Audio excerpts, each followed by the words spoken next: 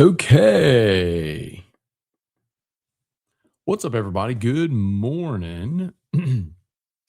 Welcome to a Sunday edition of Morning Scone presented by Brock, the Baton Rouge Orthopedic Clinic, Parish Construction and Roofing. Need an orthopedist? Go to Brock, need a roof? Call Parish. Unique physique, unique aesthetics and wellness. Restored Motions, restoredmotions.com. Boatcock Brothers Premium Cigars. Code MAT15, MAT15, MAT15 for 15% off your order. Okay, good morning, everybody. Good morning, y'all. I hope your day's off to an awesome start. Okay, be honest. Be honest. Who forgot to reset their clocks?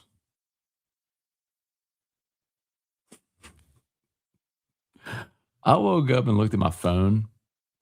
It's like on the weekend, I don't set an alarm unless I need to get up and go somewhere, like if I need to be somewhere for something. And because I'm an early riser, right? I mean, I get up at 5:30 every day during the week, and my body clock stays pretty set. But I don't set an alarm on the weekend. I usually get up early anyway. And so I woke up and then looked at my clock, and it was like 7. It was like 7 a.m. I'm like, I slept till 7. I kind of like laid back down, and I guess I fell back asleep, and I opened my eyes again. It was 9. I'm like, 9 a.m. Like, when was the last time I ever slept till 9 a.m.? And yet totally forgot about daylight savings change. So when I actually first woke up, it was 6 a.m., which was more on brand. But anyway, whatever. So here we are. LSU baseball loses. Bad day for LSU's athletics. LSU baseball loses to Sacramento State. The women lose again to South Carolina. The men lose in triple overtime to A&M. Oof. Rough day. Baseball game today got moved because it's torrential rain overnight and this morning in Baton Rouge. So they moved game 3 to 6 p.m. So,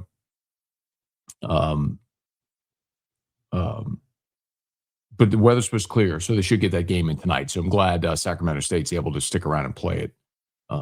So on a SEC weekend where you have like travel restrictions and whatnot, start times and finish times and all that stuff, you may not get this game in today. So thankfully, Sacramento State can hang around and get this one in. So hopefully the Tigers bounce back today. There were some, if you caught Locked On yesterday, some things I really liked about yesterday was, Cooper Moore didn't have his best stuff, and even in not having his best stuff, still gave you 4 2/3 of allowing just 1 run.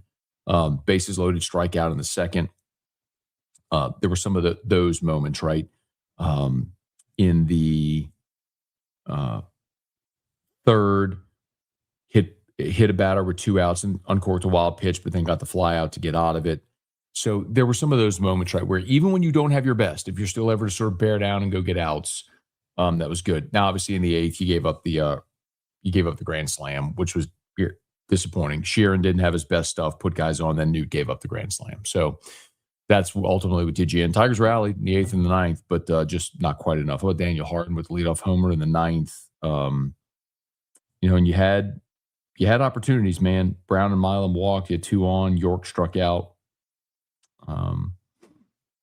And then really the other big opportunity, I think, was in the 5th, where you had 2 on and 1 out for Brown and Milam, and Brown struck out and Milam grounded out. That was really felt like your big opportunity to break through, but because you got reached on an error and then a walk. So anyway, Tigers look to bounce back today. See how they go. All right, please smash the like button if you would. Subscribe to the channel, Facebook, like the page, share the post, like the page, share the post, like the page, share the post. Tons of rain in the area. Typically, say it all the time when it rains. It's when you find out you got roof issues. If you got a leak, find out you got a roof issue. We'd love to help you out. Parish Construction Roofing, parishbuilt.com, parishbuilt.com. Hey, Kelly, good morning.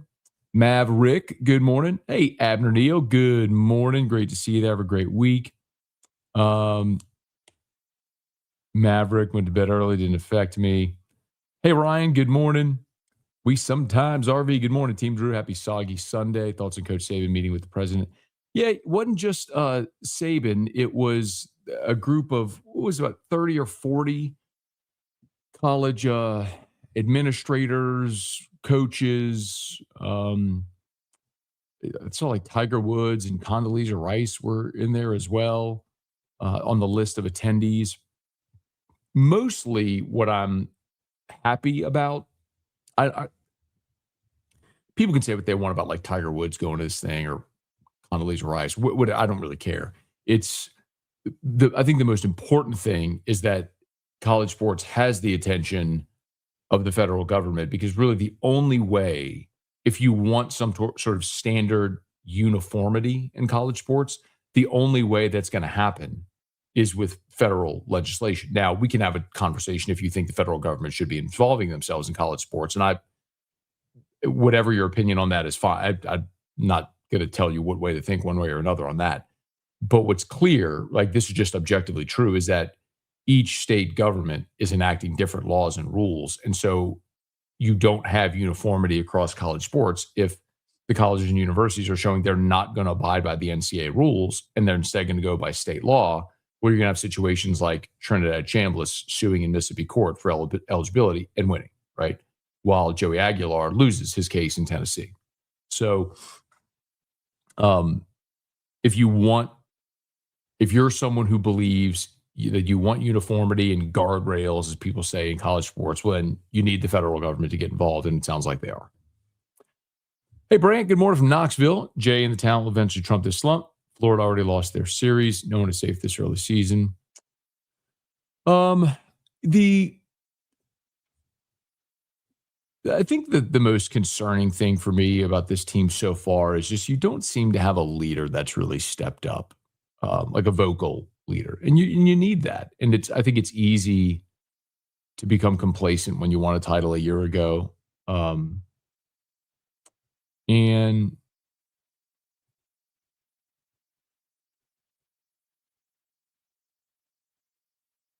I don't know that you fabricate that.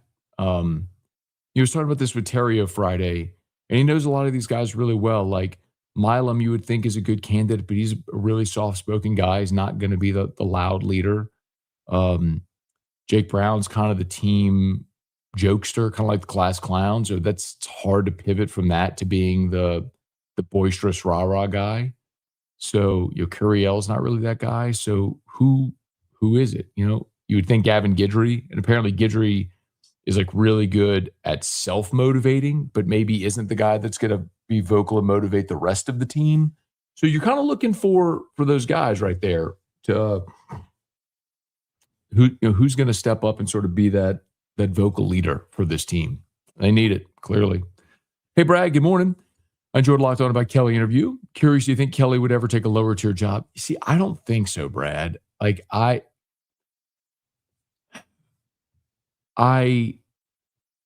he left Notre Dame to come to LSU because he felt he had a better chance to win a championship.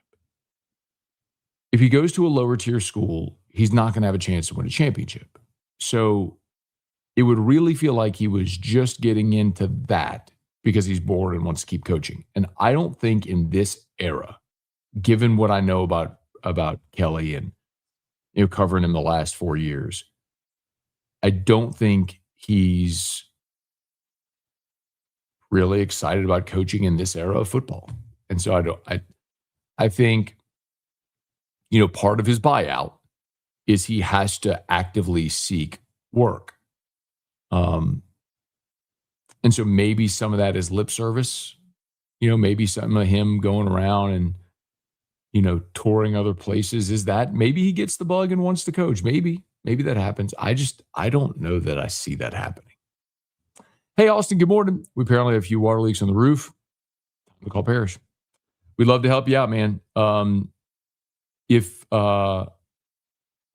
we don't put inspectors on roofs, obviously, when it's raining because it's dangerous. So when it dries, when it stops raining and dries, we'll send our crews out. But we'd love to help you out, man. Just let me know how I can help. We'll get you taken care of. Hey, Chris, good morning. Forgot to set my clock. Hopefully the team remembers to get the bats hot again today. Let's see. Good morning. I hear you keep saying Jay's most talented roster. What contributing players are talented than those in that same position from last year, besides catcher, third base, and Smith?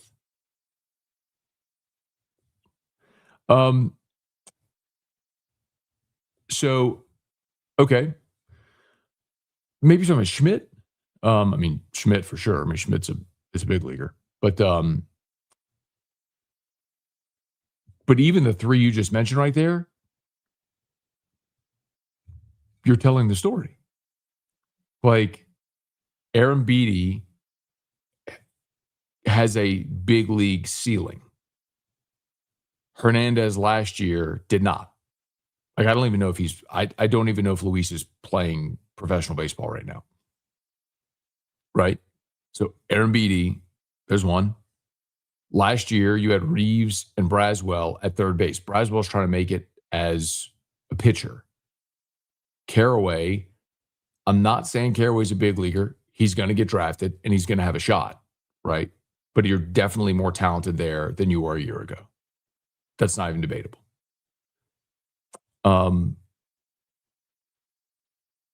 Milam is back. Curiel's back. Stanfield's back. Brown's an everydayer now. He wasn't last year because you were playing Pearson, who is not playing professional baseball right now. Get it? I mean, and we haven't even talked about the arms yet, where you can go down the list of dudes that have that ceiling on this team.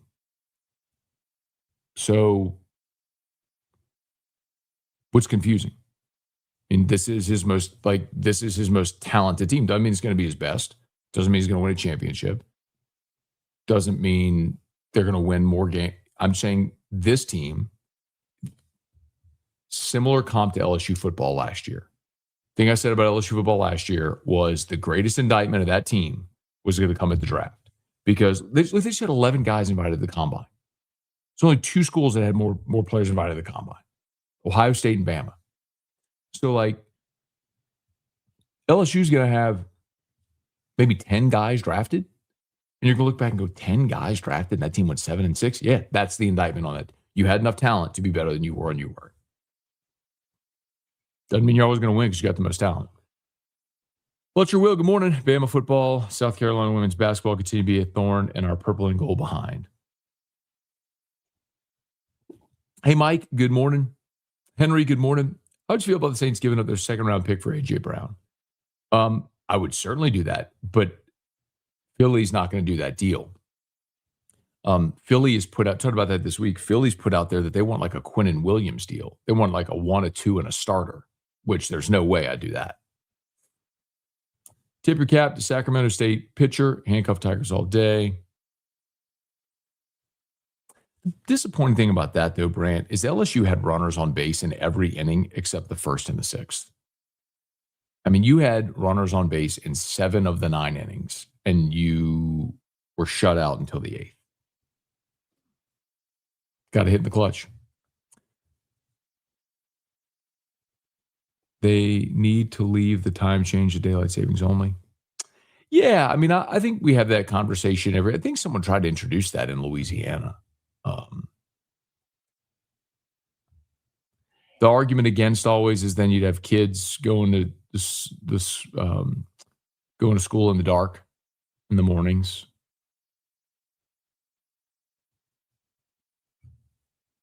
Isn't that the argument? I mean, I don't have like a hard and fast, like strong opinion on this. I do think that when we fall back in November, shortening the daylight hours is a negative for a lot of industries. Like, I don't think it needs to be dark at 5:00, you know? It shortens the workday for a lot of people. So it shortens productivity. You could say, well, you could start earlier. You could, I guess. But some people aren't necessarily keen on starting work at 6 a.m. Whatever. I don't have a really strong feeling about the daylight savings thing. Just, hey, Antonio, good morning. Tough day for basketball. Do you think we'll go for Wade now? Antonio, my feeling like that game didn't change anything I felt on this. I think what I've said all along is you have people, strong, powerful people who want Will Wade back, and they're going to make a push to do it. The governor, the chairman of the board, university president. I mean, all these people want Will Wade back here. Bigger question is, the big question is whether or not Will Wade will leave NC State to come back.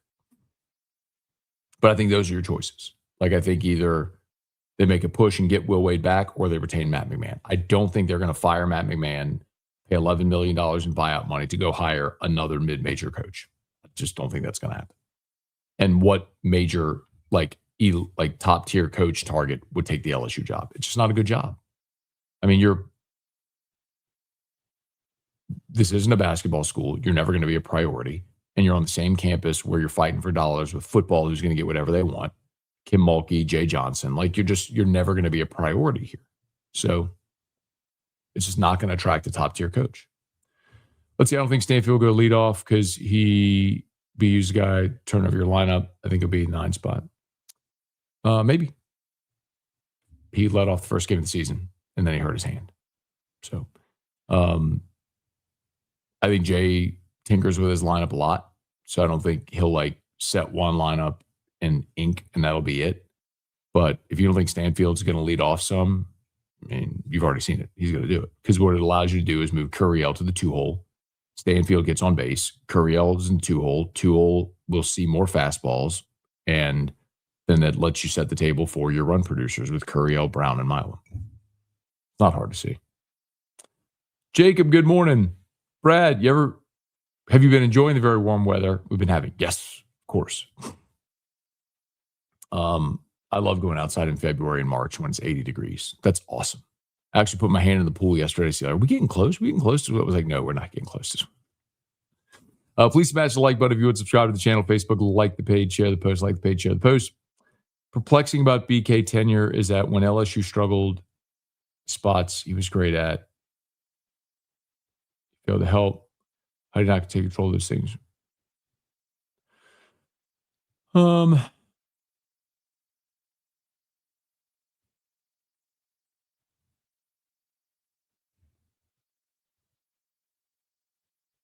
The O-line, he definitely spent time working with the O-line. I saw that with my eyes when we had practice availability.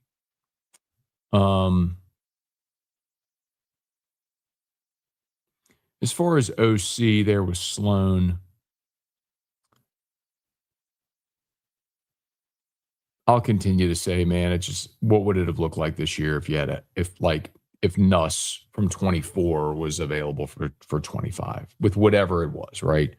Core, abdominal, limited, hurt, then better, then up and down and setback, whatever. Like whatever that was.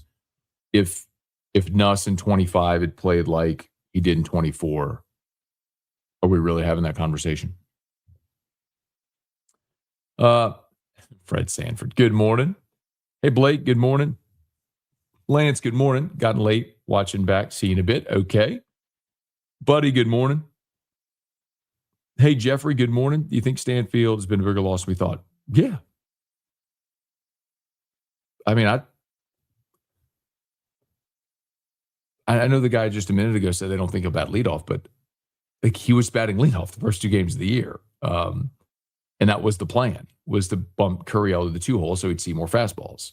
You get Stanfield on base as your table setter, and then you'd bump Curiel, Brown, Milam to be your run producers, and you have York as a bopper, which forced you to pitch to those guys in the middle because you didn't want to put those guys on base and have to pitch to York, who's a big power bat. And then the bottom, third of the order, they were going to see how it shaped out, but they put Caraway in the 9-hole as a guy who was a really dangerous 9-hole hitter to turn the lineup over. So, I like the way that it's set up with Stanfield. And then obviously defensively, he's a center fielder playing left field. So yes, I mean, Stanfield was your leading hitter in SEC play a year ago. Guy's got 500 career at-bats. Yeah, he's going to make you better. I don't think he's the reason that you've been scuffling. There's still no Stanfield or not, you shouldn't be losing to Northeastern. You shouldn't be lethargic in a game after losing Northeastern when you go play Lafayette. Like, I think that's just focus, intensity, all that sort of stuff. Hey, Bobby, good morning. Let's get out of this funk. Is there, let's see, pitchers LSU facing aren't pumping 95. See, I don't think that's true, Brant. Like, especially against Lafayette the other day. Like, the kid who started for you at Lafayette was pumping 95. Like, and I can understand one time through the order needing to see a guy if his fastball is mid 80s and his breaking ball is mid 70s. I could understand needing an AB to get your timing. But when you go 1, 2, 3 times through the lineup, I mean, you haven't gotten a run. They didn't score till the 8th inning yesterday. Now, we also talked about Sacramento State. They came into this series. This is why you should pay attention to our previews. Sacramento State came in as a team that really put their onus on their pitching. That is like been the core of their program is their pitchability. They came in struggling offensively, which we've seen. I mean, that grand slam was dagger. What have you been seeing with Zach York? Too much swing and miss. Yeah, for real. That's been the biggest surprise to me, Lance. I talked about it a bunch. Is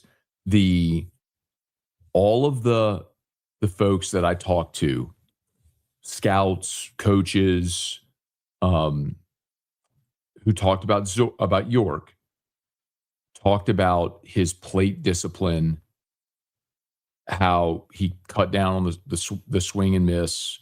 You know, he'd take his walks. York, Aaron Beatty leads the team with 17 strikeouts. York's next with 13. Then Curiel with 10, Curiel with 12, Simpson with 9. Curiel 12, Simpson 10, Caraway 9, Braun 8. Anyway, point is, like, look at your regulars. Jake Brown's at 6. Milam's only struck out 3 times. You know what I mean? Like, the fact that you've got York up there at 13 strikeouts is problematic. Now, the flip side of it is he's got 13 walks. So Dardar leads the team with 14 walks, York and Milam at 13 each. So Milam has walked 13 times and struck out 3. So while Milam's only hitting 268, he's getting on base. Milam's on base percentage is 453. So that's encouraging. You know, when you look at your regulars as far as on base percentage, Brown 474, Dardar 474, Milam 453. York 452. Why is York still in the lineup?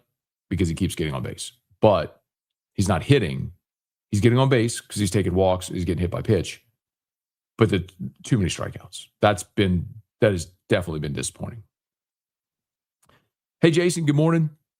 Blake, as much as I love LSU baseball, I'm ready for college football to start, and the Ole Miss LSU game can't come soon enough. Hey, man, you have like 8 months to go, dog. Like, simmer down now. You can drive yourself crazy if you're feeling like that now. Enjoy baseball. Enjoy baseball season. Hey, Tiger Poppy, good morning. Hey, Lewis, why am I getting ad interruption during the show this morning? YouTube? You got to ask YouTube that, man. That's probably your YouTube settings. Hey, Bart, good morning. Thomas, good morning. Huff, good morning. Steven, good morning from Dallas. Just wondering if Jeff Catlin has ever tried to hire you. He said you're the perfect for where you are. So I actually need to reach out to Jeff. So for those who don't know, Jeff is program director of Sports Talk Station in Dallas and of The Ticket. And they have an event called Ticket Stock. And I had intended to go this year because I want to mirror that event here. It's so impressive what Jeff has done there with that. I mean, I was blown away. So it's when I went to Barrett Sports Media, Jeff presented on that. What's called NTR, non-traditional revenue. And so they built a massive event. It's a free event called Ticket Stock, like Woodstock, but Ticket Stock for the ticket, name of the station. Anyway, I was going to go. It was a couple of weeks ago, but I had an event in Baton Rouge on Friday I couldn't go to. And then Saturday was when I went to Houston for UFC. And so I couldn't make it up to Dallas for ticket stock. And I tried to get another one of our managers to go in my place and couldn't make it work. So I'm bummed, but I need to circle back with Jeff on that. I met Jeff in Chicago this past summer at Barrett, and we talked about ticket stock, and he was super generous with his time and gave me his contact and said he'd help with whatever. So glad you mentioned that. I do need to follow up with him. Hey, Reed, Scone, as long as I can remember, LSU always seems to struggle with soft throwing pitchers, or especially lefties. Once we see SEC mid upper 90s, I think we'll settle in. I mean, I think Brant just asked about that, and there is a component of that. But over the course of a game, again, when you've had multiple ABs against and you've seen it, then you need to eventually turn it around. A lot of games, some tinkering here in the beginning of the season. Coach will get it figured out. Hernandez playing Puerto Rico. Okay. Let's see. First base, second base, DH, cancel those out. A lot of so no. Jared Jones, listen, you first base, second base, DH. So you're talking about like Jones,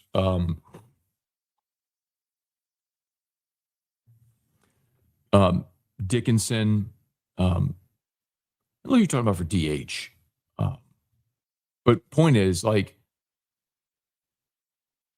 Jones, Dickinson, and I don't know who we're talking about for DH because they rotated a bunch last year.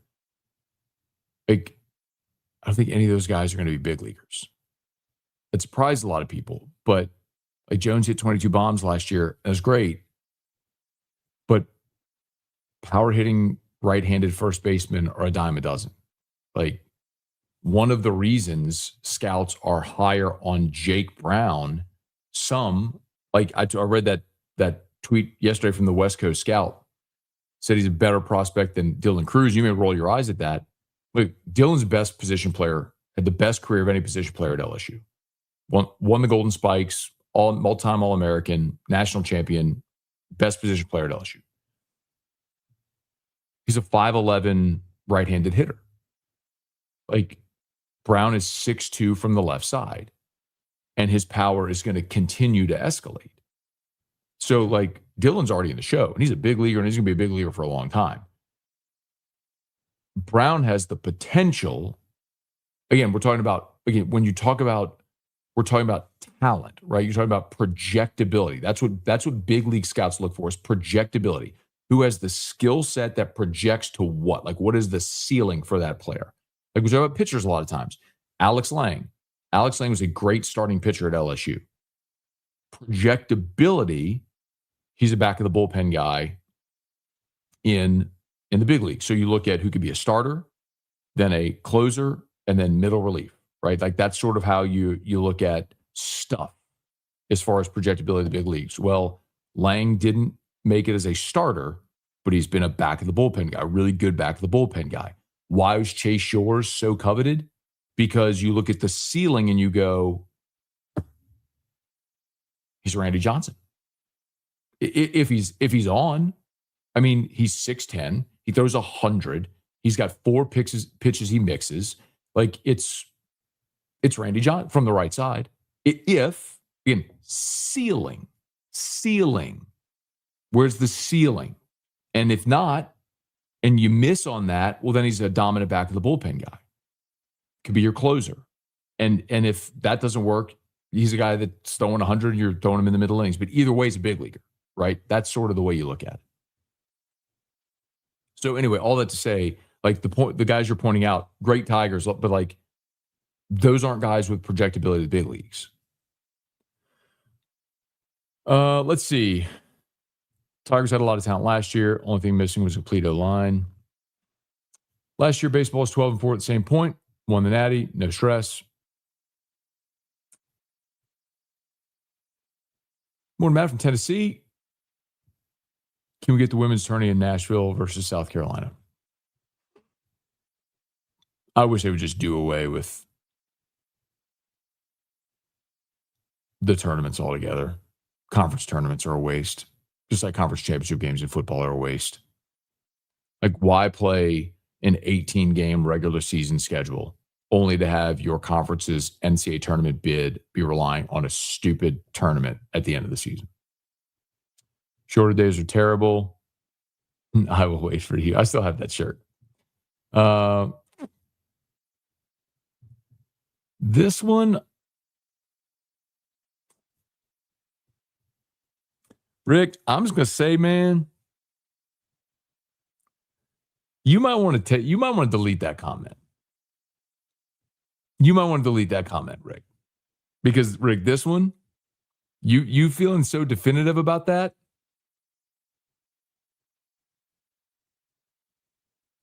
I'm gonna tell you this much. This is what I know about Will. I know Will.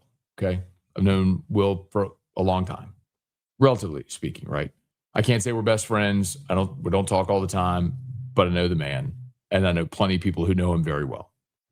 He and his family loved it here. They did. This is a fact. Okay, loved it here. Didn't want to leave, and a year ago was ready to come back. When he was at McNeese, and the governor and Lee Mallett had the deal arranged, and Scott Woodward wouldn't do it. And that's a big reason why Scott's not the AD anymore, by the way. Now, easier for Will Wade to leave McNeese for LSU than NC State for LSU.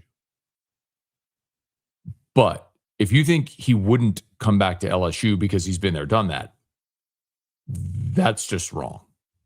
Like, period. I think what would have to be in place are certain assurances.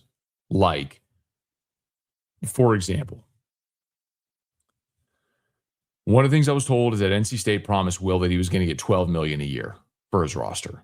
And supposedly they fell short of that this year.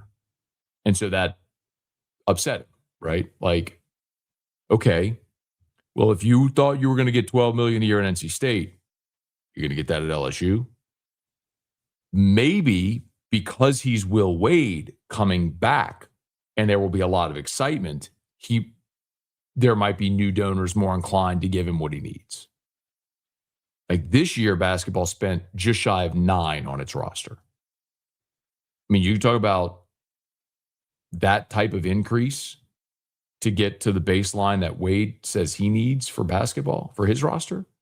I mean, like, he's not going to leave a situation to come here if he's not given certain assurances that he's going to have what he needs. I mean, Will complained a lot about the practice facility, the roof leaking stuff, right? So, I mean, obviously there's the new arena, which you continue to have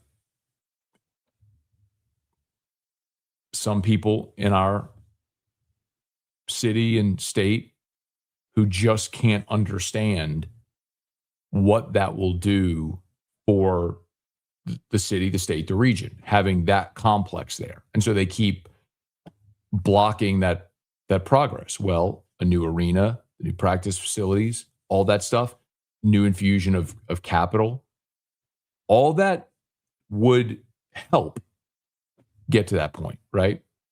But if you're just sitting there saying, oh, Will's not coming back, I'm just telling you, you may want to delete that comment.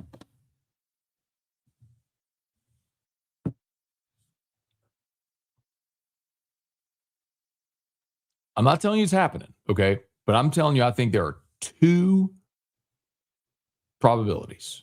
2. One is you fire Matt McMahon, you rehire Will Wade. 2, you retain Matt McMahon. I don't see another possibility. Because I don't think they're firing Matt McMahon, paying that buyout money to go hire a mid-major coach.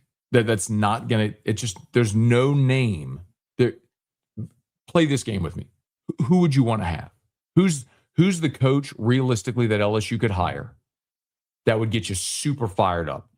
People would buy tickets. It would have the Kiffin effect, maybe to a lesser degree, but people would be fired up, buy tickets, give money to NIL, all that sort of stuff. Like who's the name?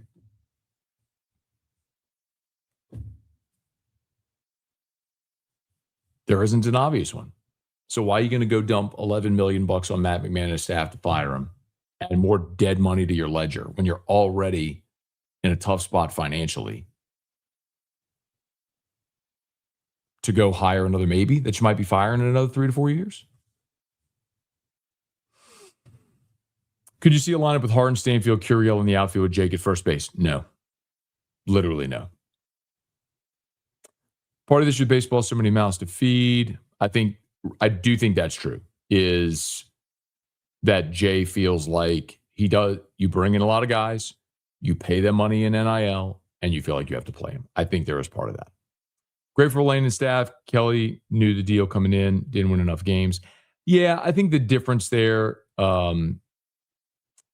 with Kelly coming in, I've said it a million times, is you bought a fleet of horses the day the Model T was invented.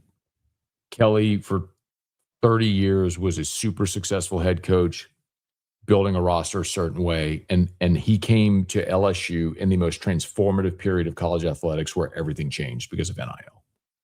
And he missed.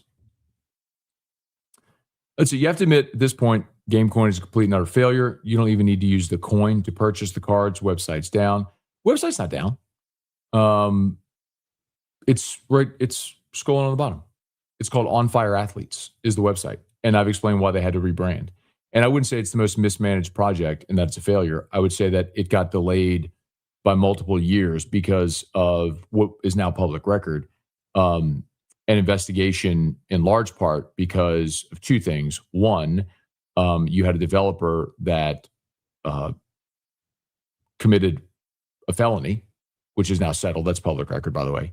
And the other led to an SEC investigation because when we switched from GME to GMEX, a dork who I'd love to punch in the face in New Orleans tried to scam everybody by buying GME during the transfer and then telling David Mailer that he owed him the value in GME, which effectively was worth nothing, and then complained to the SEC. SEC went into a 2 years long lawsuit and investigation and ultimately said, y'all are good, you're fine. So there's a lot of stuff you don't know. And what I would like to say is if you did buy GameCoin, instead of being a complete and total loser and coming on this platform and complaining, why don't you go look at the platform, which is right there, On Fire Athletes, and go tell people about it? Because it is a really cool platform.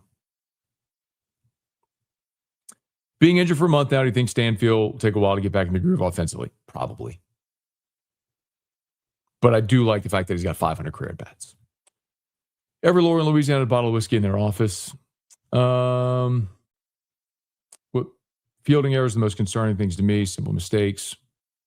Well, look, the two spots primarily you're looking at there are second base and left field. Well, that's why they put Ruckert in at second the last two games. They've basically made a defensive replacement there. And Dardark and DH. And then in left field, Stanfield's going to go there. But I will say Braun has looked good. Braun has looked better in left than Reeves and Simpson did. Hey, Guy, good morning. Hope you have an awesome day. Thanks, man. Same to you. Grow with Riley. Good morning, Matt and Drew. Good morning. Let's see. Tiger Man. Oh, you're talking to him. Let's see. Curiel, 12 strikeouts feels surprising. Pressing. Like Derek Curiel. This is very easy to see. The last tool always to come is power. It's the only thing Curiel showed he has not been able to show that he has so far is elite power. When he is rolling over balls and striking out, he is getting way out in front, trying to yank balls out of the park to increase his power numbers. He needs to just settle down and stick to it. Stick to what made him a 400 hitter a year ago, which is spray the ball to all fields, get on base. Get on, get over, get in. I mean, he has been awesome in the outfield, which we know already. But that's it. Like the strikeout number is, and I was having this conversation with a scout on Friday night. Literally called me during the game on Friday night because he was calling me to talk about Jake Brown. And he started talking about Curiel. I said, look at Curiel strikeouts. He is so far out in front trying to dead pull balls to elevate to get him out of the yard. And a lot of guys, I remember Kramer went through that. Kramer went through that at LSU. It was a time where he was just trying to elevate everything. So he was trying to show he had power. And it's like, just put good level swings on the baseball and good things will happen. The power will come. Hey, Seth, good morning. I know you take 5 Hour Energy for your show. Have you looked at ketone shots? No, they're pretty amazing for locking in. I've not looked at, well, so yes. As a matter of fact, I have. I don't know anybody that's taken, that is taking them. So I started following a doctor, Dr. Boz, Annette Bosworth. She's like the ketosis doctor. It's pretty fascinating stuff. And I did see, because someone who invests in keto. It's because I was looking at it, I get fed these ads all the time now for the ketone IQ. Is that it?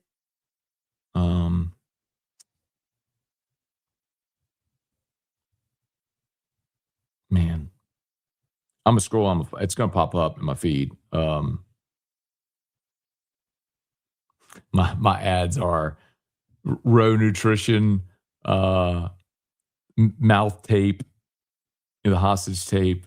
This is so funny. I scroll 10x my supplements. It's so funny. Gary Brecka, Perfect Amino, which I take all the time. It's funny. Like my ads are certainly for me. Shipped, which Erica uses every day, every week. I'm trying to find that. I think it's Ketone IQ is the name of the. Doggone it.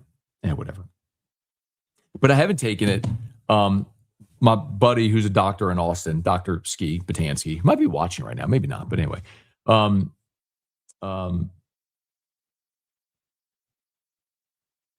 He does the keto diet, like true ketosis, like where you measure your ketones and all that stuff. But I don't know if taking the ketone shots, like the liquid shots, like I just don't know enough about it. Just can't. I'm ignorant on that to know like what that does, because like I don't know if you should take that when you're in ketosis or it helps you get into ketosis. But then like if you've come out of ketosis, then like why take that shot? I just don't know enough. I just need to learn more about it. Hey club, good morning. Yeah, there you go. I think there's someone who's asking. Oh, I'm way behind on comments. I think there's someone who's asking earlier about why they're getting ads. That's a YouTube thing. So if you're getting ad interruptions, that's YouTube feeding you ads. That's not me. I don't play ads on here. I mean, I have the thing scrolling at the bottom. I got our sponsors here.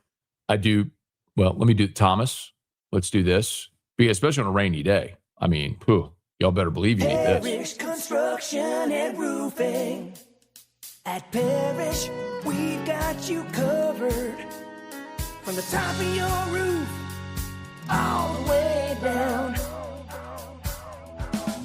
Parish Construction and Roofing. Parish built. Parish built. Parish built. From your hometown. ParishBuilt.com. Okay, Parish Construction and Roofing. It is raining again. Oh, God, it's storming now. Like on cue. I mean, on cue. I tell you what, though. That grass is greening up, man. With this rain, I mean, we are done. Yeah, knock on wood. I hope we are done. With the cold weather. I feel like we always get like one more cold snap. Of course, I say that Thursday low of 49. High of 69, low of 49. Friday, high of 77, low of 48. Then high of 78, low of 55, high of 81, low of 6. Oh, next week, next Tuesday, high of 72, low of 45. Never fails. We always get one more, don't we? We always get one more.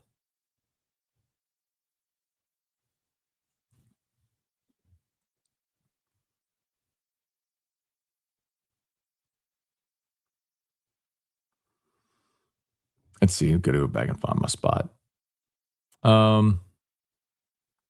Okay, please smash the like button, subscribe to the channel, Facebook, like the page, share the post. By the way, remember, if you are having any issues with the rain, with your roof as a result of the rain, give us a shout at Parish Construction Roofing. I got Parish pinned in the YouTube chat. ParishBuilt.com. Fill out the form on the homepage. We'll have as soon as the rain stops, we'll have someone else come do an inspection. So we'd love to help you out. And remember, with the 25K giveaway, you have to have your roof inspection done before, like, by next Friday, the 20th. So you have to enter by next Friday so we could perform all the inspections by people who enter the 20th for the drawing on the 27th. So ParishBuilt.com, ParishBuilt.com. Midweek games don't matter, however the saying goes. It's true. Jay lost the game, pulling plug. You got quickly. Jason blew it. That's hindsight 2020, man. Plug was great. You went to Sheeran. Sheeran hadn't allowed a hit, let alone a run so far this year. And Sheeran went walk, fly out, single walk. And then Newt gave up the grand slam. So, like, it's easy to say that about Plug, but that's how you're setting up late game scenarios with Sheeran, hopefully to go get you the final. It would have been the final 5 outs. And he just didn't have his best stuff. So easy to say, but anybody in that situation would give the ball to Sheeran and be like, all right, game over. Hey, Brian, good morning from Cookeville, Tennessee. It's ironic. It's full bats. Fry also played some right field. So they, sure. Morning, Matt. Something I observed whenever there was a mound visit, the team would join. York was standing there shuffling the dirt, was not focused on the visit. I think you're overthinking something. Where are the fans? They just were. I don't know what the BK talked today, because he did a long interview on Dusty and Danny on Sirius XM on Friday. First long form interview he's done since he was fired. That's what people are talking about today. So I did a lot. Hey, Bubba, I did a Locked On episode yesterday that dropped about it. Morning, Matt from Lafayette. What, if any, was the significance of the meeting? Saban, Trump, others? Yeah, so ultimately it was, I'll try to simplify this. Talked about it a bit ago, but the NCAA has rules. Schools are not following the NCAA rules. When the NCAA tries to enforce their rules, schools are going to their state courts and suing the NCAA, and they're winning in state court because every state has different laws. So if the federal government gets involved, they could have uniform laws that would, in theory, supersede state laws. So the federal government could put up guardrails like Title IX, a federal law, right? So that was the point of that, was so federal agencies could look at what's going on with college sports, say, okay, what do we need to do to fix this, put in the proper guardrails? Do you think Scott would still be the AD if he had hired Will? Hard to say. What I know is that the governor kind of had his, I don't want to say hit list, but I mean, you can go down the list and see from Bill Tate, Scott Woodward,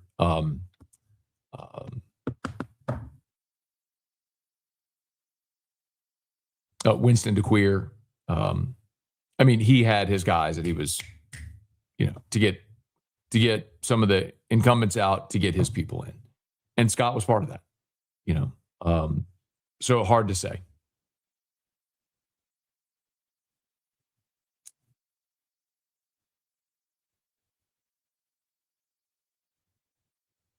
Let's see. Woodward was a bonehead. Scott is a really, really like, Scott hired Jay Johnson. Scott hired Kim Mulkey. Scott had the wheels in motion for the new arena. Scott had the forethought to have NIL LSU Max with Playfly in motion. Scott had the foresight to bring back Austin Thomas, knowing you were going to need a GM. That was a Scott Woodward hire, not a Brian Kelly hire. To say Scott Woodward's a bonehead is just stupid. It's just a stupid thing to say. I'm not saying you're stupid. I'm saying that's a stupid thing to say. Will Wade is the only move to make. If we can't get him, they need to stick with McMahon and try for Will every single season. I mean, with the current administration you have, the governor, the board president, board chairman, the university president, it's pretty clear what they are going to attempt to do.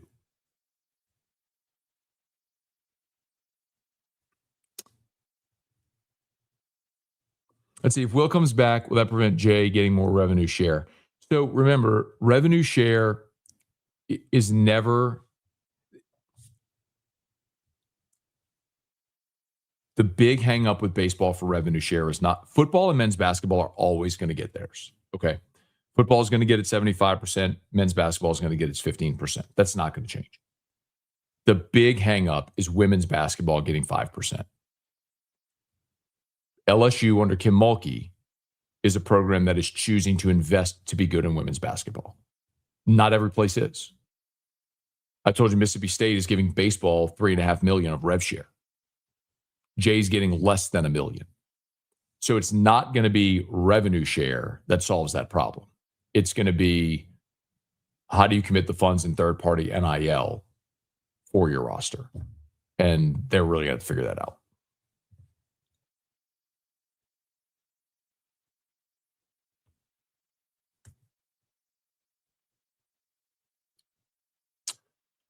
Point taken, Matt. Rewade's headspace, 9-12. Do you think he's a better X and O coach? Hey, listen.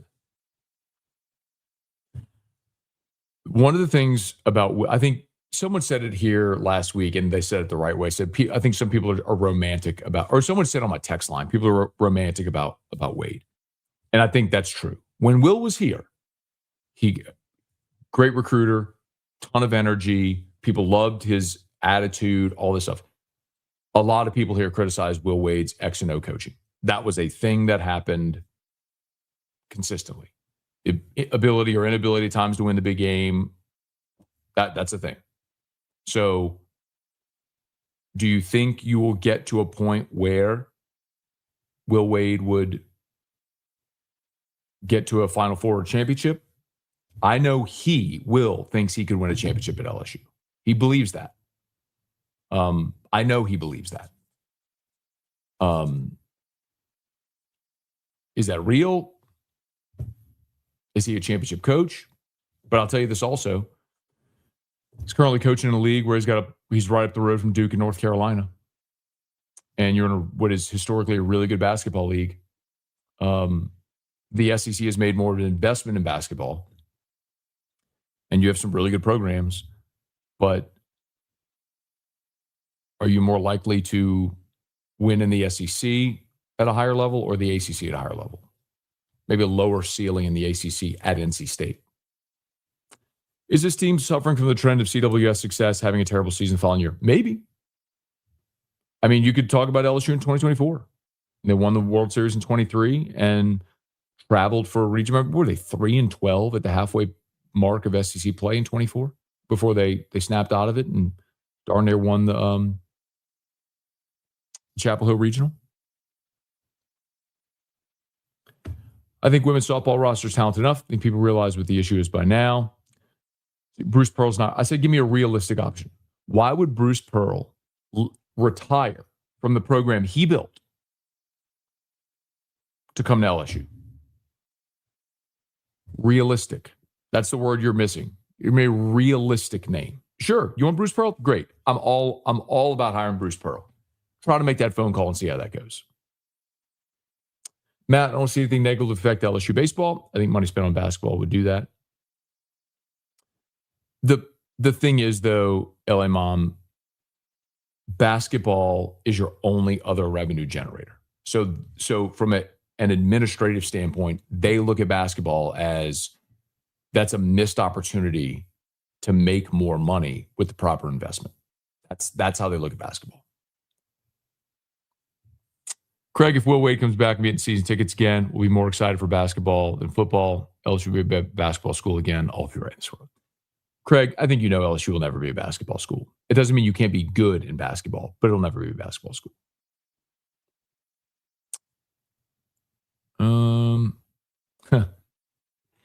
Jake Brown played first base for one game. It was the game where Jay moved Jared Jones to third base. So he was trying to get Pearson in right, Brown at first, Jones at third to get all three bats in the lineup. And that did not go well. I mean, you put your, like, I mean, we don't need to like unearth this conversation again. And I have not been victory lapping on Jake Brown this year intentionally, because I don't think that it took any great stretch. You just needed eyeballs and a willingness to acknowledge it. Like, he's 6'2", 205, runs like the wind. He's the best athlete on your team. He hits with power to all fields. He's got a great arm. He's from the left side. Like, Jake Brown's the best player on the team. He was the best player on the team last year, too. Like, again, I get it. Pearson, program guy. Jay wanted to give him opportunities at big moments. I get it. But, like, putting the best athlete on your team at first base is crazy. It's crazy.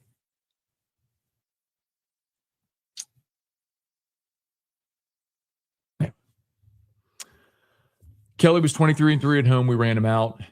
Brian Kelly had more success than what people will remember. I think I would comp it to Tom Herman at Texas. People think that was just like this unmitigated disaster.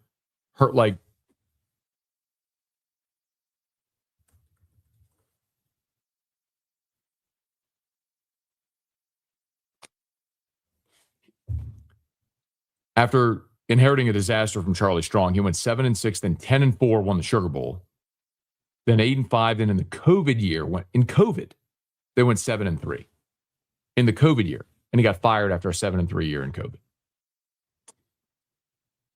But people remember it differently. I think the same is going to happen with Brian Kelly. I think we're going to look back at Kelly's record at LSU and go, man, like, he wasn't that bad. They fired him, paid him all the money to go away after that.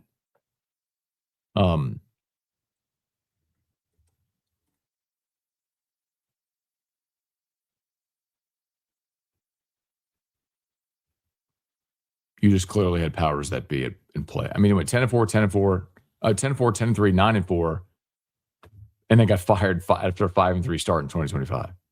I mean, I'm not telling you it's great. Like, I'm not telling you build the statue. I'm just telling you, with that record, you're not typically going to be firing a coach and paying him $54 million to go away. Let's see. Went to the On Fire Athletes website. It's down. Nothing loads. Keep it. I was at it yesterday.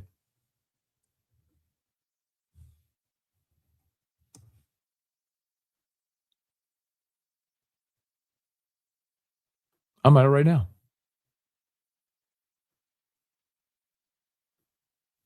I mean, I'm looking at the website right now.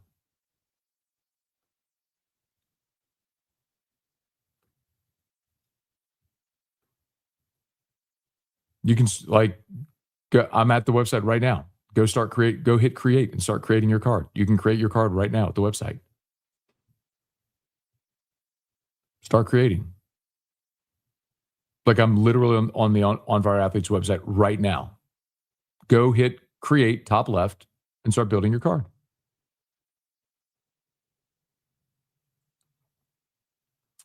Hey, Brad. Hey, people that bring negativity about crypto. Most people who bring negativity about crypto just don't understand crypto. And I've been in it long enough to know that. So,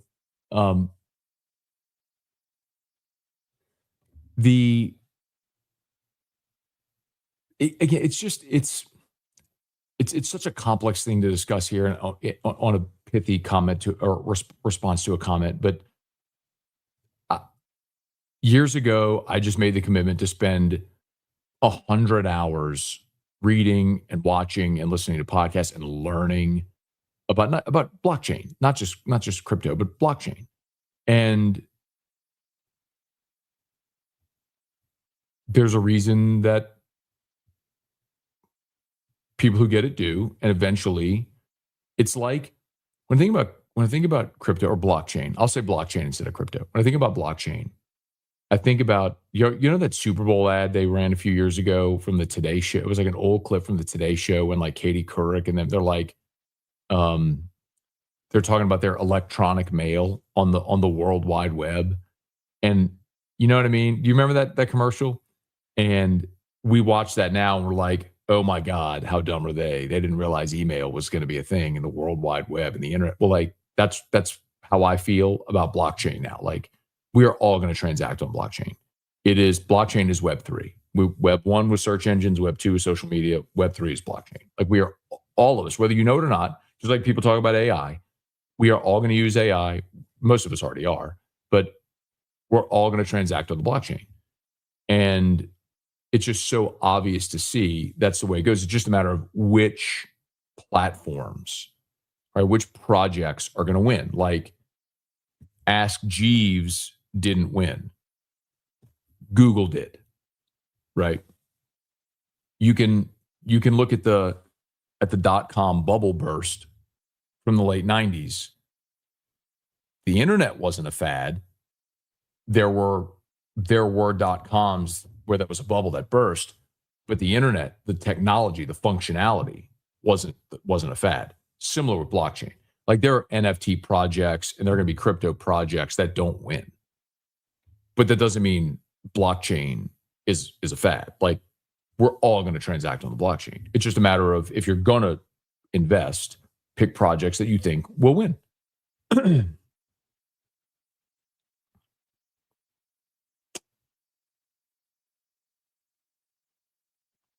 You can tell who doesn't know anything about crypto other than when you talked about GMEX. None of crypto is doing good right now with Bitcoin being down. Yeah, I mean, Bitcoin is the apex predator, as Michael Saylor says. As Bitcoin goes, it pulls the rest of the market with it, up or down. It's the pace car, and others are catching up. But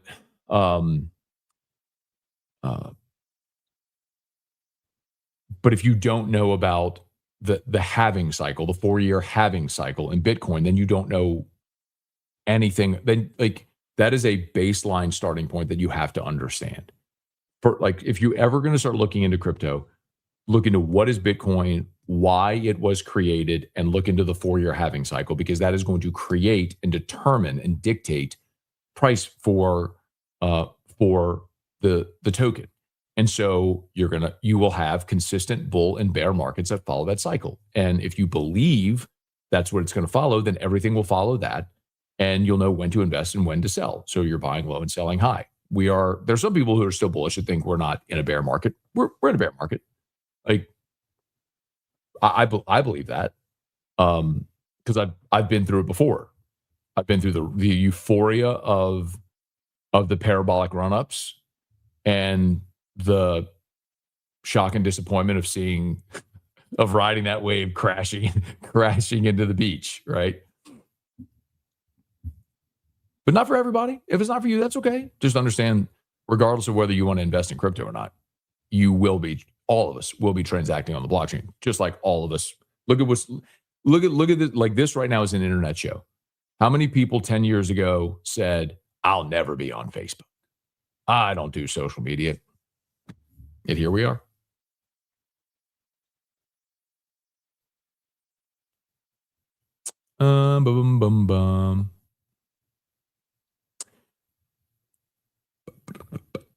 Brad, do you find women's basketball hard to watch? I love Mulkey and LSU, but the sport has no parity. Only a few teams can win it all. That's true, Brad. I mean, that's a fact. You don't have as big of an investment in women's basketball across the board as you do in other sports. So you do have the handful of teams that dominate the sport. That is true.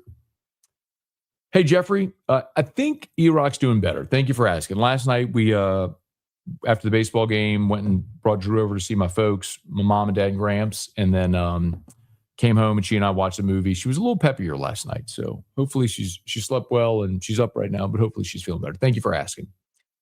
Matt, do you still snore? I don't. So I used hostage tape every day for like 2 years. So it's the stretchy tape I'd put on my mouth when I slept. And basically trained myself to breathe through my nose. I don't even have to use the hostage tape anymore. Like I stopped using it. I don't snore. So I would recommend that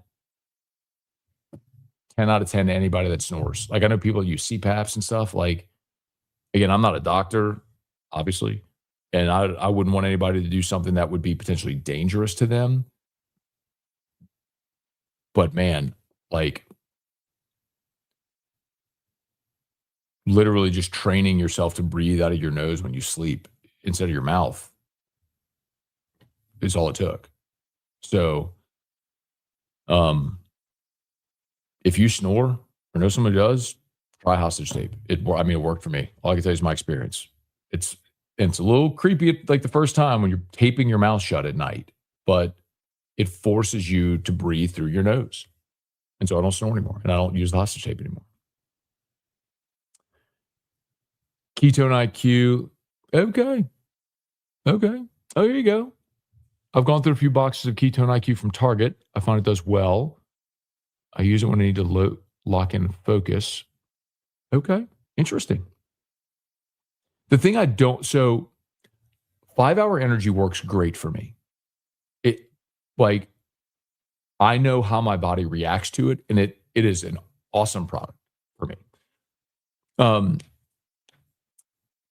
The problem that I have in my whole health journey is I know that the form of B12 in 5-hour energy is cyanocobalamin. It's a synthetic form of B12 as opposed to methylcobalamin. And cyanocobalamin is unhealthy.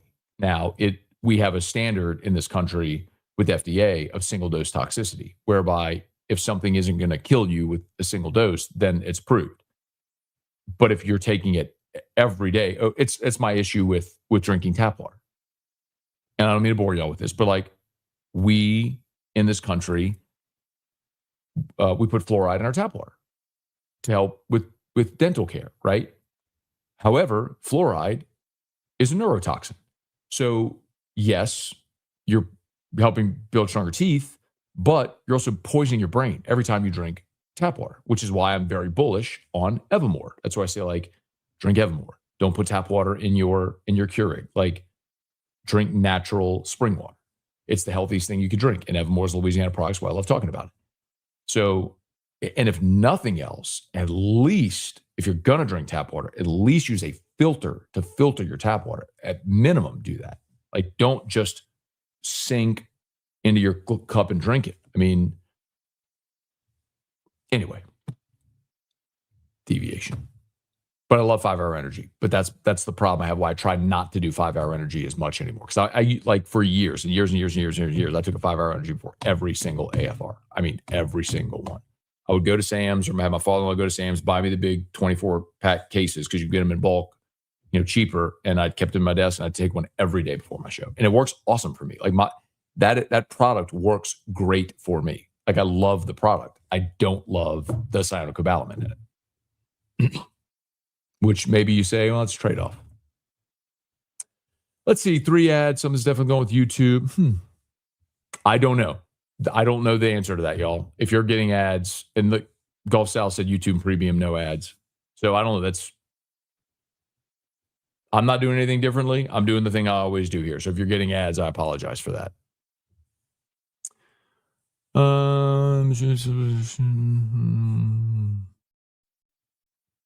Yeah, that makes sense.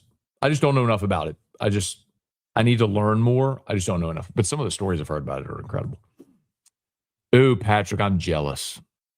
Take me with you, Patrick, up in Napa, celebrating wife's birthday. Well, hope she has an awesome birthday, man.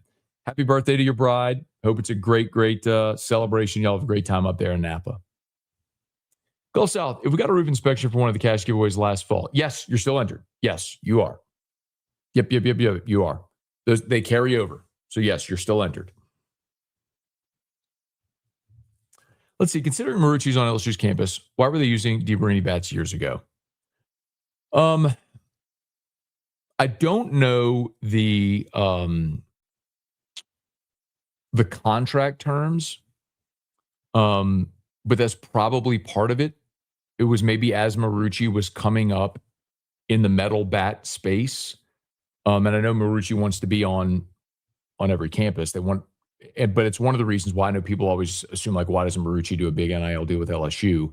It's no different than like walk-ons, for example. Walk-ons is now in darn near every Canes. There's Canes in every campus. So like Todd has to be really mindful.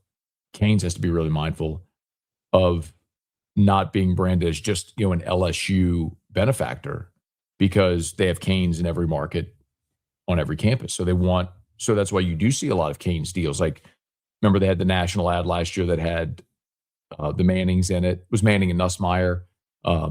Whenever someone wins a championship or a Heisman or something like that, they always do the Canes on-premise deal the next day. Like, they're very mindful of that. But same too, I think, with walk-ons, and same too with Marucci.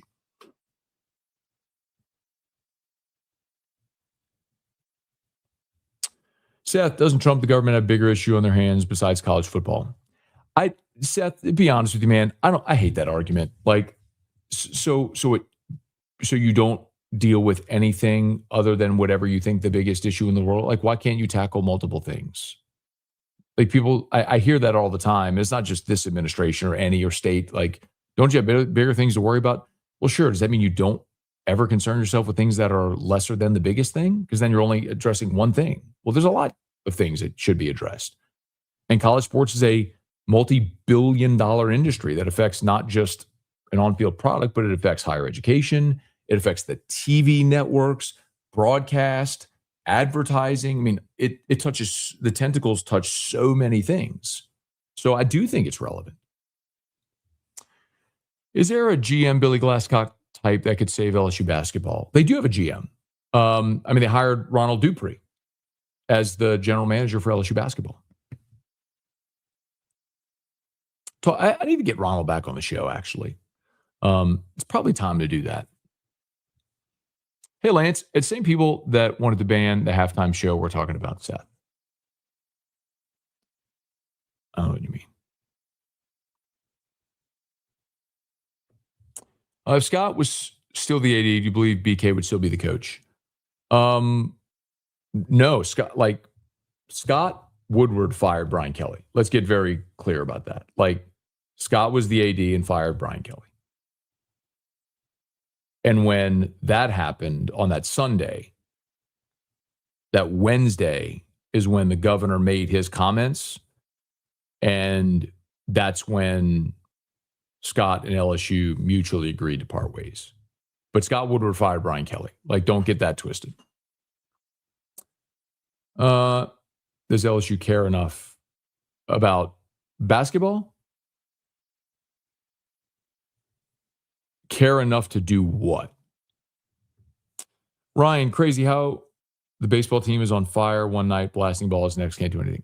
It's baseball, brother. I mean, you realize big league teams get no hit. Like, the best players in the world get no hit. I mean, it's baseball. That's why I love baseball. And I say it often here, like, it's maddening to some who take a football mentality into watching baseball. But if you actually watch a lot of baseball, like the 2023 National Championship team gave up 24 runs in a loss to Florida in Game 2 of the championship series, came back the next day, blew the doors off, and won the Natty. It's baseball, man. People don't love that excuse, but you are as good as your next day starting pitcher. Couldn't baseball and women's basketball interchange rev share percentages every other year? Not as long as Skim's here. Woodward did great on the business side, but he failed at his two biggest needs on the field, hiring revenue-generating coaches.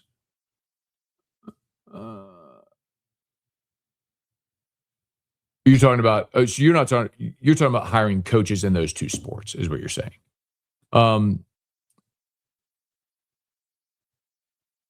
I don't know, man. We all lauded the hires at the time with Kelly and McMahon.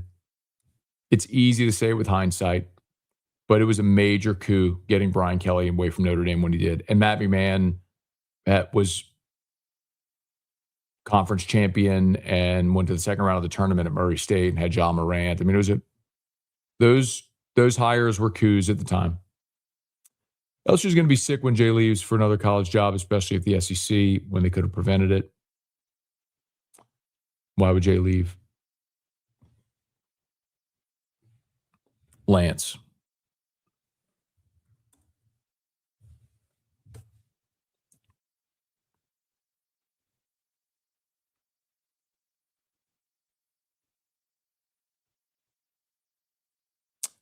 Jay Johnson, I'm quoting Jay Johnson. Okay? Quoting Jay Johnson in an interview he gave to Tiger Rag. It's a really hard topic. What I'm going to say is schools are going to decide what sports they want to excel in. And there are some schools that are all in on baseball. And we need to be one of those schools. We're not there yet.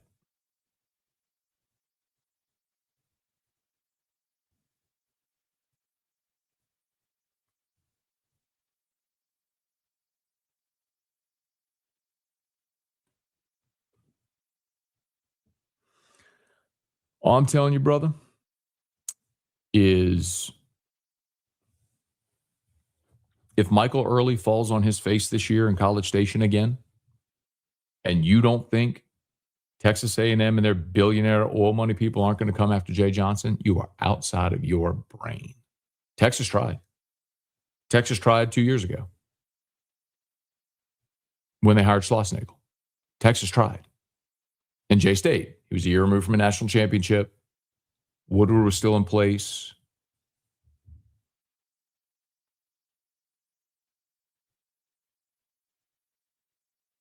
That was still NIL pre-rev share. But if I do not believe Jay wants to leave. I believe he wants to stay here for the rest of his career. I believe he will if he believes he has the resources to continue winning. But last year, Jay promised money he didn't have, and he had to go raise it for that roster. I'm just telling you.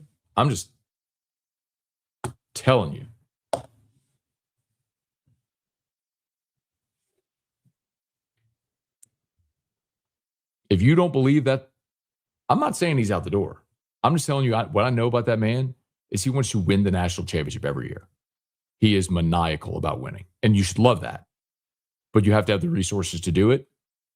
And he does not feel like LSU. LSU last year, I think LSU was 8th or 9th in the SEC in roster spend in baseball. LSU baseball was like 8th or 9th in the SEC in roster spend. Ole Miss, Mississippi State, Arkansas, Georgia, Tennessee, Texas A&M. That's 7 that were ahead of him for sure. I want to say maybe Florida as well. Point being, he's not going to sit here and continue to lose out on players he wants, that he needs to help win, because other schools are committing more money to their roster, to baseball. That's Verge in this thing. Verge said, quote, "We're looking at what are we going to be successful at? How are we going to be successful? And what is that going to cost us?" That's very important. We have to realize there's donor fatigue. There's NIL donor fatigue, ticket price fatigue from our customers. We can't just keep going up, and asking donors for this and that. We're straining the whole system. This system we're sitting at today is not sustainable, not at all.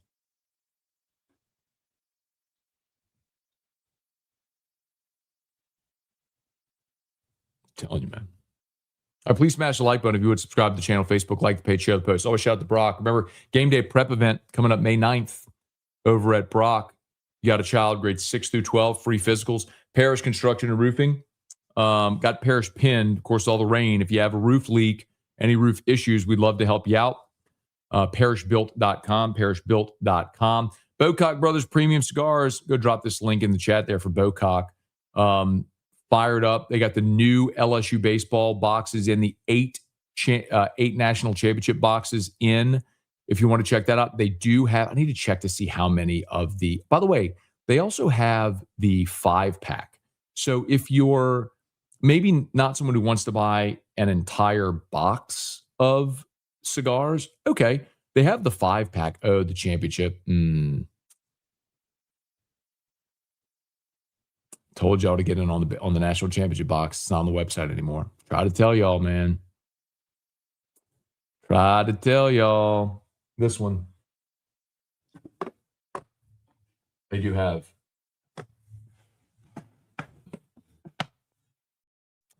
The national championship box.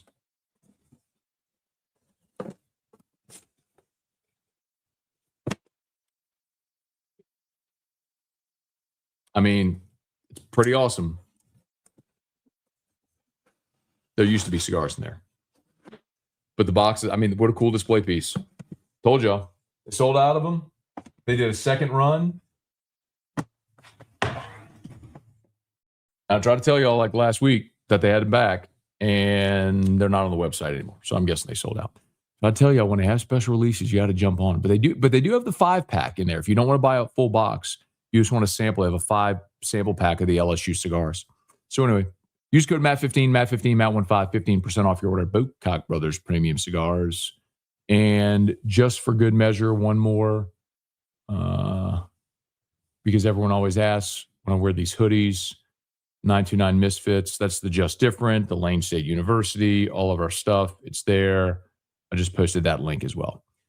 Hey, Bill, good morning. Virgil, good morning. Do you think LSU baseball might be in trouble? No. Woodward was... Is LSU cursed at returning champs? No. How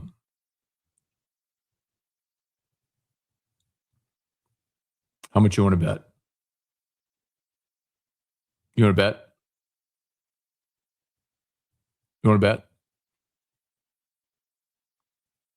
Jake Brown will be drafted higher than Derek Curiel this year. Again, like,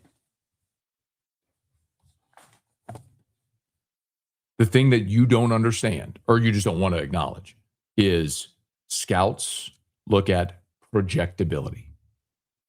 Jake Brown, left side, power to all fields, 6'2", best athlete on the team, runs like the wind, 5-tool guy. Jake Brown, he's going to go hit 20 homers this year and will be drafted higher than Derek Curiel. I wouldn't even be stunned. I wouldn't be stunned if Curiel came back. Remember, he's draft eligible sophomore. Curiel could come back for another year. I wouldn't be stunned if he did. Now, I think he'll go.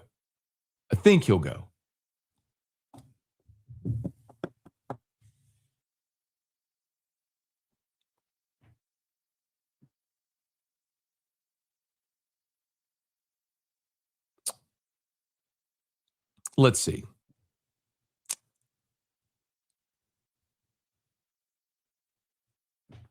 I kind of like Les. People forget the stability. Great teams during his tenure only remember his stubbornness without adjusting to the times.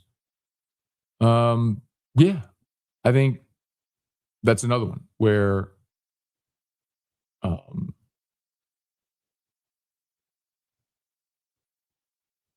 hopefully history remembers less for the amount, the consistency with which he won here. More G's. Matt, did BK and Woodward almost get into a fight after the A&M game? No, that's stupid. That is like, is that a rumor? Jeez, no. Dwayne, what's going on?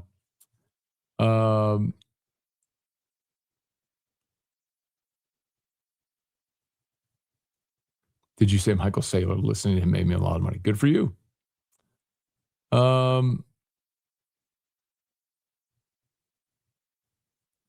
If the average person has to spend 100 hours to understand crypto, I didn't say you have to spend 100 hours to understand crypto. And I didn't say it's going to become a mainstream currency. I didn't say either of those things. You just made that up. I chose, whenever I saw what was happening in that space, to educate myself on that as an asset class and to learn more. You, I'm sure, didn't do 100 hours learning about Facebook and YouTube, yet here you are using YouTube. Okay. We will all be consumers. I'm not saying you're going to use crypto as a mainstream currency. I do believe that there already are an increasing number of retailers that will accept payment specifically in Bitcoin because they see it as a value of an asset class. And so they'll take it as payment. I do believe that.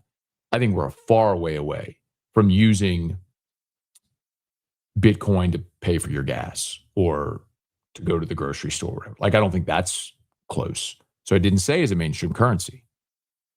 I said we're going to use blockchain technology. No different than this. You don't have to be invested in Facebook or Google to use these platforms, or Twitter. Actually, you don't have to be invested in that to use it. I told you I did research because I wanted to learn about it as an asset class to learn if I should spend money investing in different projects. That's what I did. And in so doing, I learned about blockchain and all the different types of things and platforms, which makes it very clear to me that we are heading there and are going to use blockchain technology. Does that make sense? Hopefully so.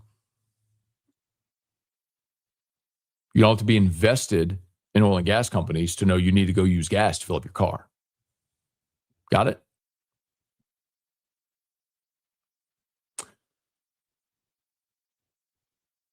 Let's see. Tommy, buenos dias. Having nose surgery. I mean, try hostage tape. Just try it. I know people that have had like this, what do you call it, the septum surgery to help with snoring. Didn't help. I hope yours does. Hope it goes great. But like, just try hostage tape. Order a pack of it. Do it for 30 days. See if it helps. See if you start feeling better at night.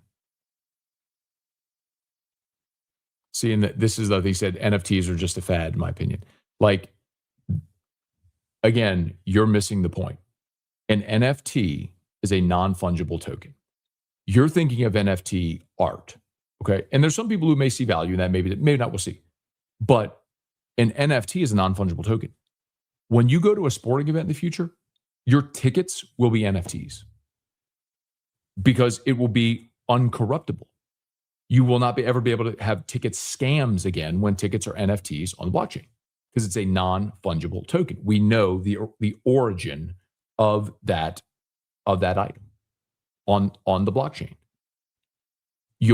When you go buy a home, your title, all your paperwork will be on the blockchain. They will be NFTs.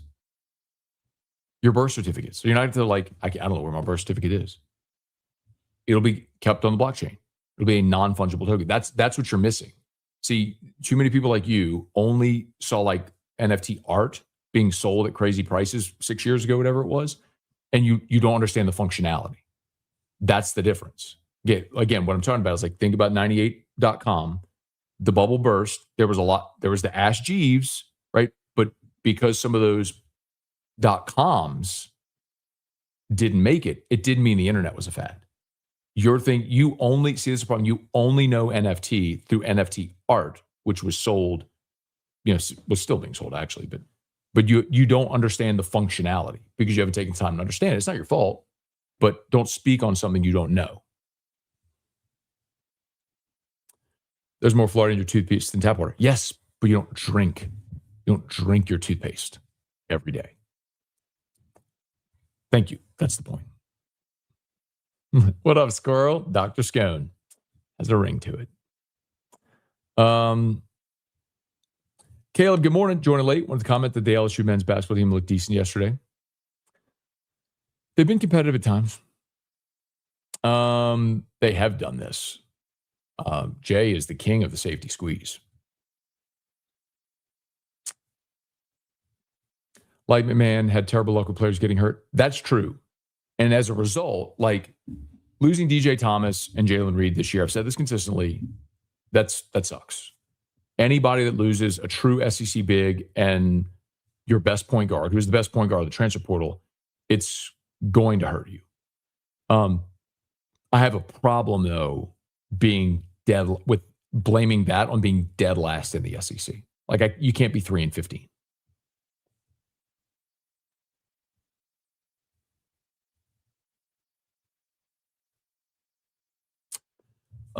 Let's see. Do you know what time the baseball game? Yes, 6 p.m. Baseball games got moved to 6 p.m. today. So it's good that Sacramento State could hang around and play it. I don't know where they go next, but yes, 6 p.m. Hey, Barry, good morning. Let's see. On fire with loan cards and problems with logins. Can't make a login. I'll check, but I'm telling you, like, I'm looking at the website. When I was tooling around on it just a bit ago. I'll check, but I'm telling you, like, I was going through the process of doing it on my desktop just a minute ago.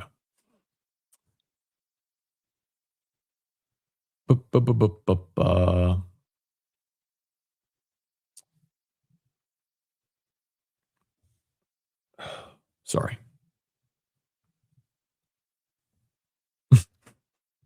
Lou Brown.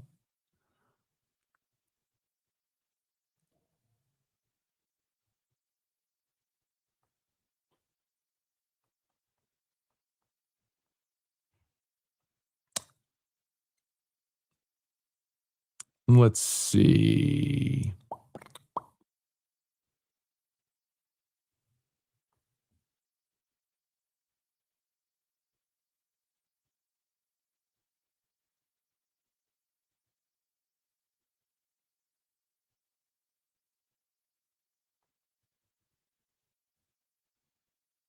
Sometimes I wonder how you all think you know things that are so not true. Like, no. Okay, you go ahead. I'm listening for him. Yep. Yep. Yeah. Yep.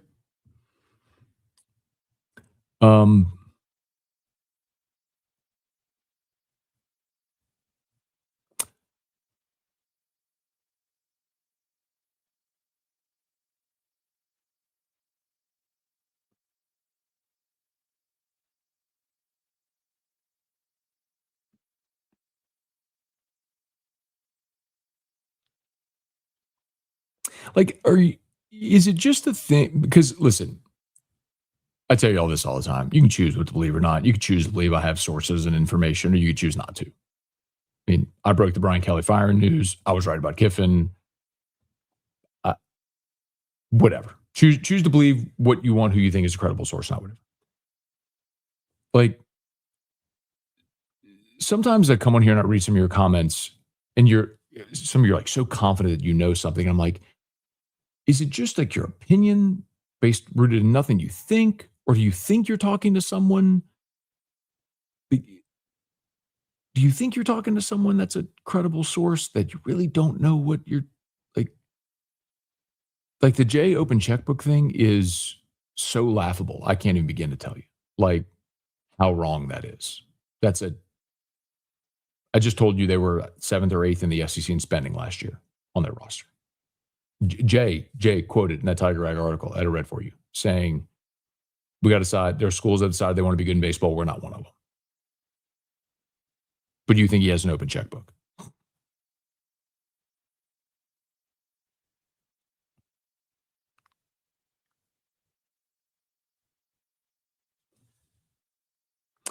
Discount code for Cigars, Matt15, Matt15, Matt15, 15% off at Bootcock Brothers.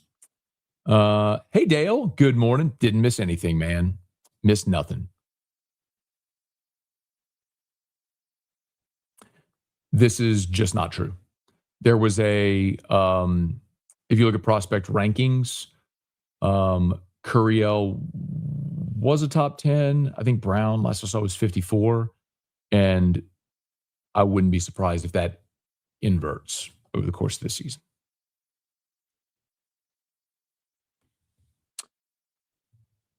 Thanks, Cheryl. 929 Misfits. Get yours. Lane State. Would have been nice to have Connor Griffin on the team. Yes. It'd be great if they had Bryce Harper on the team. I know,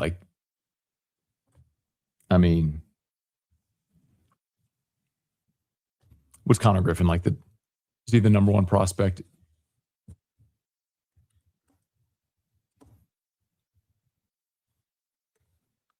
I had a scout tell me they comped him to Bryce Harper and Josh Hamilton. I mean, what? Yeah, he's Connor Griffin right now is the number one prospect in baseball. Connor Griffin, number one. Kevin McGonigal with the Tigers, number two. Jesus Made, Brewers, number three. Leo DeVries with the A's, number four. JJ Wiederholt, number five. Nolan McLean, special. Any other names? Cabot? Oh, no, no. Kate Anderson, number 21.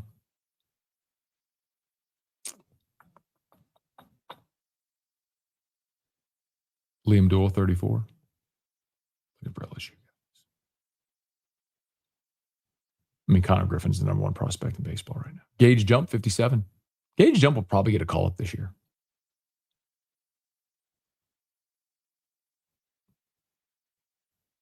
Cam Caminiti.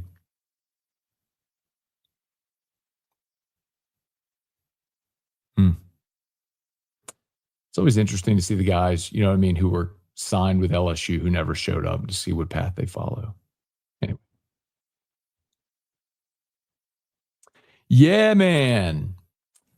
So Terry O and I were talking about that on Friday about trying to make a run to Houston to watch that game at Dyken Park. Probably not going to make it though. Gulf South, I'm in real estate. I know they had title companies in California accepting Bitcoin at closings pre-COVID. People made a killing. Good for them. Smart. I would. Someone wants to pay me in Bitcoin, I would.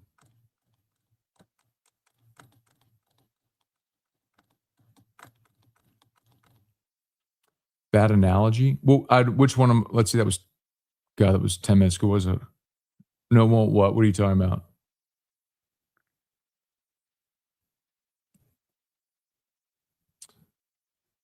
Matter using mouth tape.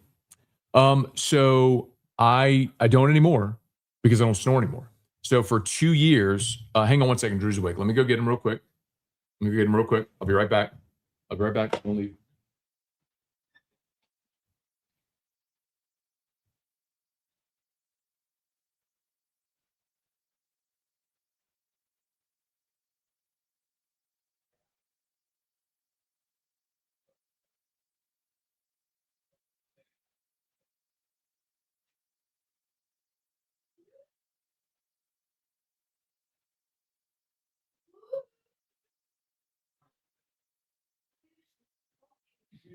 Voice? Supposed to add that show. You want to say hi? No. You want to sit in Daddy's chair? You want to sit in Daddy's lap? Daddy's lap. Oh, Daddy's lap. Okay. All right. Let's say hi to Dad, show. All right, come see. All right. There's my boy. There's my little boy. What did we say? Hi, Dad, show. All right. Mwah, love you. Did you sleep so good? Good water. It's noon. It's 11:50. We're still like 10:50. Body clock. What? What? Who do you see on there? Who do you see? Drew. And who else? Dad. Drew and Daddy. Yes. I love you. I love you so much. And then. What are we going to do later? Go to the mall. Okay. Go to the mall. After church. After church, we'll go to the mall. And then what? Rover's house. Drew's house and then Roro's house? Yes. Mommy told you you're going to Roro's house today? Yeah. What are you going to Roro's house for? Huh? Easter bunny. Easter bunny? You going to Roro's house to see the Easter bunny? Yes. News to me. Okay. Well, don't hit yourself in the face. You should talk. Yeah, use your talking voice. All right. Okay. All right, we'll see you later. Easter bunny. Yeah, so Oh, yeah. Good to see you, Dylan. Met you at the office. Okay. Yeah. So I used hostage tape. It worked well with my beard. So worked great for me, man. I used it every day for like 2 years. And I don't know, maybe within the last couple of months, I stopped using it just to see if I would snore. And Erica says I don't snore anymore. So like, I guess having done that for so long, I trained my body I train myself, I guess, to breathe through my nose when I sleep. And so I don't snore anymore. What are the realistic possibilities to get baseball more funds? What can Verge do? You think baseball is a priority? That $20.5 million is only going to go so far because football is going to eat up a giant chunk of it, rightfully so. So it has to be true third-party NIL that will get baseball over the hump. Now, one of the conversations I did have is that with this giant investment that's just made in this football roster, you are going to have runoff, and some of that runoff, the biggest beneficiary is going to be LSU baseball. So I think for a year, that's going to be super helpful. What does it mean long-term? What's your long-term strategy there? That'll be something they got to figure out.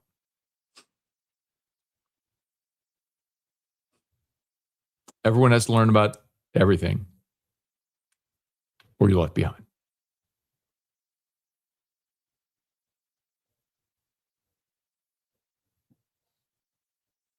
That's just wrong. I don't know who said that or what it like. That is just that is just not right. It's just not right.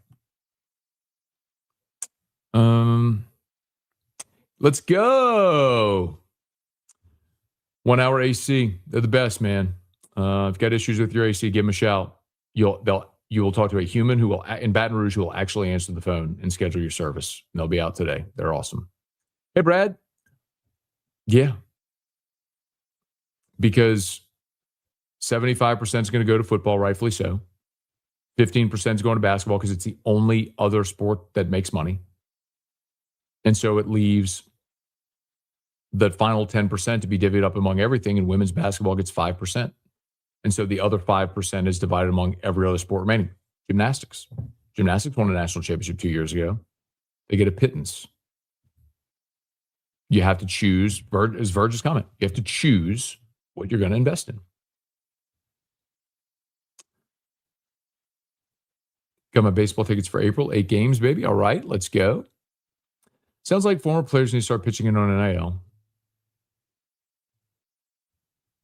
Again, like it's nice, Hunter. There you go. Awesome, man. Enjoy. You'll love them. Hey, Tim, E-Rock is getting better. Thanks, man. You got to remember, like, NIL isn't even true. Like, it's not what it was like when you were just fundraising for the collective, right? It's got to be true third-party NIL, where you're doing a true NIL deal that gets approved by NIL Go, the clearinghouse. So what good does it do if Alex Bregman gives $1 million? Like, where are you going to put that $1 million? Like, it's got to be endorsement deals for a business, you know. Tommy White, Trey Morgan, not on the top 100. That's not really surprising. Not in the top 100 prospects overall in baseball. PT. Oh, here's all the Drew comments. Thank you. I appreciate that very much.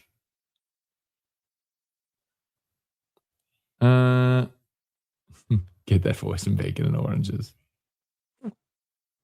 Excellent dadding. I love it.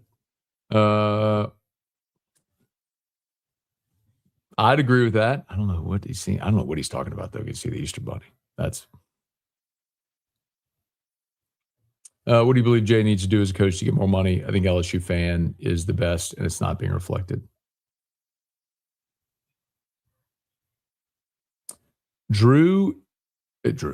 Jay is doing everything.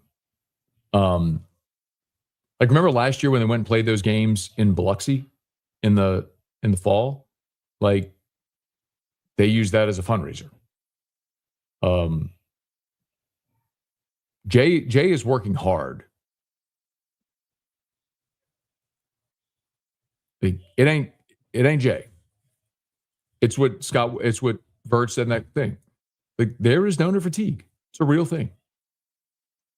There is donor fatigue. There's fan fatigue. You can't just keep going up on prices and shaking the same donor trees for everything you need all the time. So you're going to have to decide, what do you want to be good at?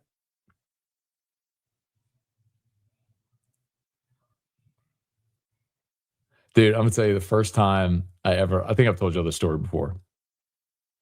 First time I ever wore hostage tape. Like, it does wig you out, like, the first time you do it. It did me anyway. It's like you're putting tape on your mouth before you go to sleep. It's a little weird. Now it's stretchy and it's, breathable and all. But there were definitely times I woke up and it was off, like I had ripped it off in my sleep. But I woke up the next day and I asked her, I was like, so? It's like, what? It's like, well, did I snore? She's like, oh, I didn't really pay attention. I was like, all right, hold on.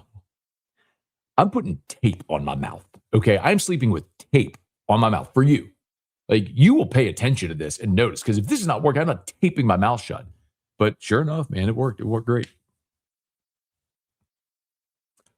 Marrero. I don't know what they got to do to beat South Carolina, man. I don't know.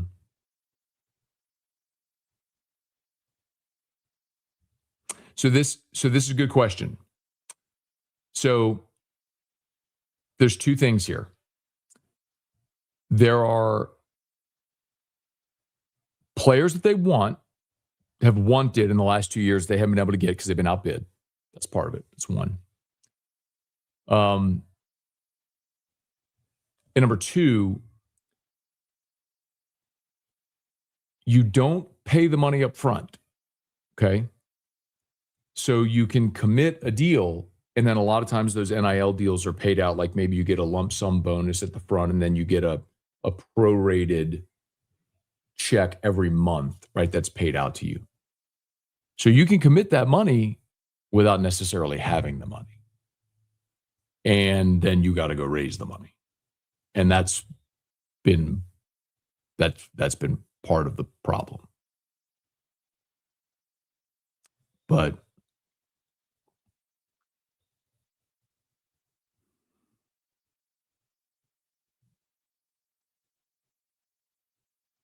there have been some pretty notable instances of guys Jay wanted to come here that LSU got outbid. They ended up at other places in the SEC. Drew had an Easter Bunny tree, maybe. Hey, buddy. Okay, we got to start your backpack, too. Daddy's just about done with Dad's show. Oh, iPad. Yep. So, yes, basketball gets a check for the media rights no matter what. So what's interesting is, okay.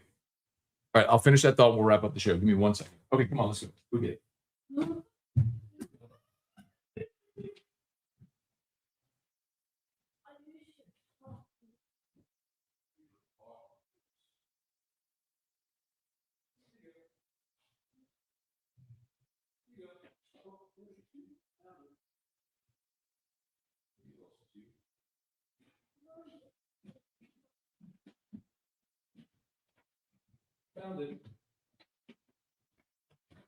I gotta tell you all this. So yesterday, no, two nights ago, I was getting Drew ready for bed, and like he had bloody mouth, and I was like, "Oh, you must have lost a tooth." So because Drew,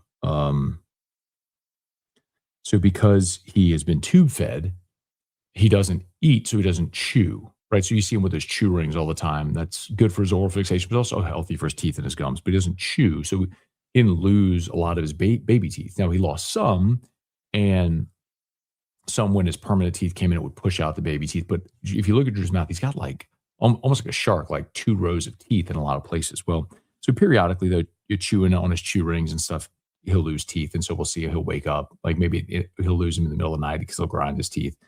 But anyway, 2 nights ago, it was like going to brush his teeth and get him ready for bed. He had a bloody mouth. So I could see he lost a tooth. It was like down here. He lost one. Because I could see, it was another one pushing up under, was bloody and all. I was like, oh, good, you lost a tooth. I just went in there. I found the tooth. It was sitting on his playmat. Let me know if y'all can see that. Anyway, I found his tooth. Just sitting on his playmat. Anyway. I don't know why it's a little dad moment. He needs to lose all them baby teeth, because the last thing in the world we want to do, because if we were going to bring him to the dentist, right, or to an oral surgeon to get all those baby teeth removed, we'd have to put him under anesthesia. And because Drew's a heart kiddo, he'd have to go under CV anesthesia. And so there's always risk with that. So it's like, it's way better for him just to chew on his chewing and lose those things. Anyway. Oh, so what was the question? It was about basketball rev share. So yes, so they will get money so they could be the worst team ever. But the two things primarily that drive revenue for men's basketball are you have premium seating, right? So you have about 6,000 loyal basketball fans who'll buy their tickets, premium seats, seat license, all that sort of stuff. And then you also have the media rights deal from the NCAA tournament. So, and those two things likely won't go anywhere.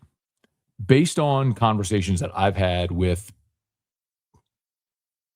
people at LSU, their estimates are there's about another $4 to $6 million in revenue, like if LSU was good. So as to say, if LSU was really good and you sold out more games and tickets and what blah, blah, blah, you could generate enough revenue to where instead of being profitable $2 million, you could be in the 6 to 8 million range profitability max. So the question you really have to ask is it worth investing when you're a $220 million revenue athletic department? Is it worth making that investment in men's basketball to make another 4 to 6 million? I mean, every other sport's going to lose money. So would you rather make another 4 to 6 million or keep losing in basketball and put that in other sports where you could win, but you're still going to lose money? That's kind of the question that they kind of bandy back and forth.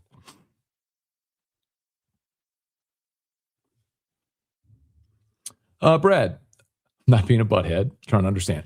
If the premise is to win championships, that is a determining factor for rev share. It would seem baseball would get more based on the amount of championships. Football, women's basketball. Because that sounds, in theory, right, Brad, but baseball loses money. So you got to remember, like, football funds the whole thing, and men's basketball is the only other sport that makes money. Like, none of this matters if you can't make money. And so you have to invest in the things that are going to make you money. Like, you have to be. It's one of the reasons Gordon said it. He's like, and I asked him, could LSU afford the $54 million buyout for Brian Kelly? He said, the real question is, could you afford not to? Could you afford to erode as a football program? And when football funds everything else, you can't afford to have football be bad or irrelevant or people disengage. You have to be good in football. So just look at the decision to fire Brian Kelly. Well, that cost you $54 million. Look at the boon and excitement from bringing in Lane Kiffin and what that's done. Now, on a balance sheet, it's going to be very bad for a short amount of time, but long-term was just the right decision instead of continuing to watch football erode and then dragging everything down with it. So you're right. And look, I love baseball. My preference is I would take the money you're giving to women's basketball and I would commit that to baseball. Women's basketball loses $8 million a year. I would rather see LSU. Like, if LSU was never good again in women's basketball, but they won baseball every year, I'd be fired up and I wouldn't care. But I think women's basketball, I say this often, it's a loss leader. On a balance sheet, you're going to lose $8 million. But you could not take that $8 million and go buy paid media anywhere that will give you the amount of exposure that Kim Mulkey and LSU women's basketball gives the university. Kim is a fire starter. She is famous. Flau'jae is famous. Angel Reese is famous. Like, they have brought so much attention to the university and brand recognition and notoriety and all that stuff that it's worth way more than $8 million. So it's not fair to look at women's basketball on a ledger sheet because they are worth so much more than that. I'm just talking about me as a fan. I'm a fan of the baseball program more than I am the women's basketball program. It says LSU on it. I want it to win no matter what it is. I'm just telling you, I'm going to watch every time the LSU baseball team plays this year, I'm going to watch. women's basketball, I'm just not as locked in. It's just not my favorite thing. But everybody has their favorite things. There's plenty of people who are diehard women's basketball and diehard gymnastics and diehard softball. And like, you have your things, and that's cool. But from an athletic administration standpoint, they're looking at it from like, okay, what do we have to invest in to make sure our athletic department continues to thrive? And that's football and basketball primarily. And then everything else is kind of, you figure it out. I hope that makes sense. I don't know if it does. Anyway.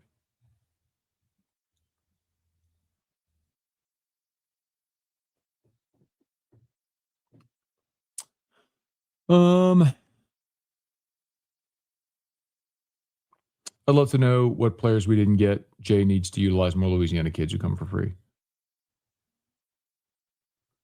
They do just fine in Louisiana, man. But the bigger issue now is it's not about going to school for free. It's about what money you can get. So, like, you'll have players from the state. Who's the kid from Walker? Who's committed to Oklahoma?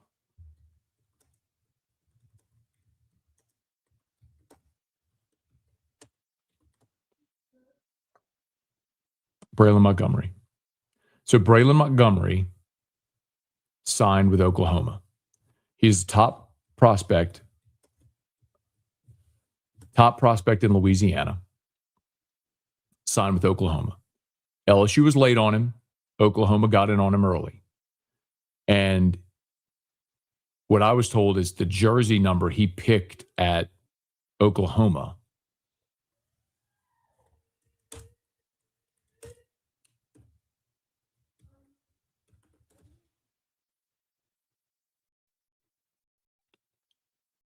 is whatever the mileage is from Walker to Alec Box Stadium.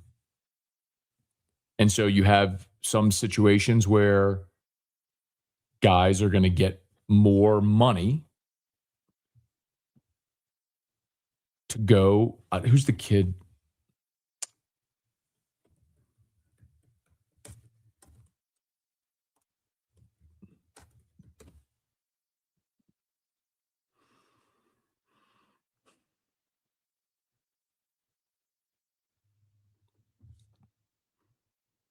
It's the pitcher at Mississippi State.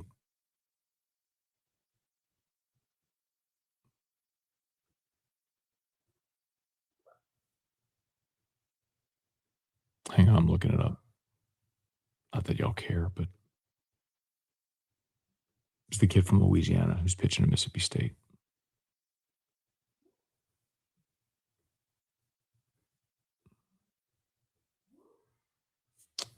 Dang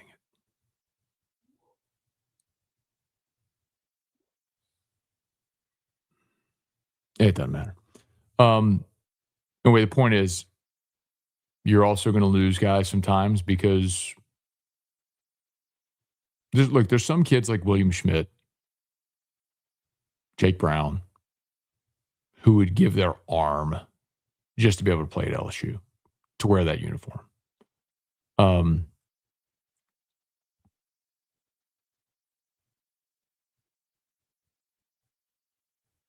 not missing. But for some other guys, it's going to be more about playing time and money and opportunity and things like that. Anyway.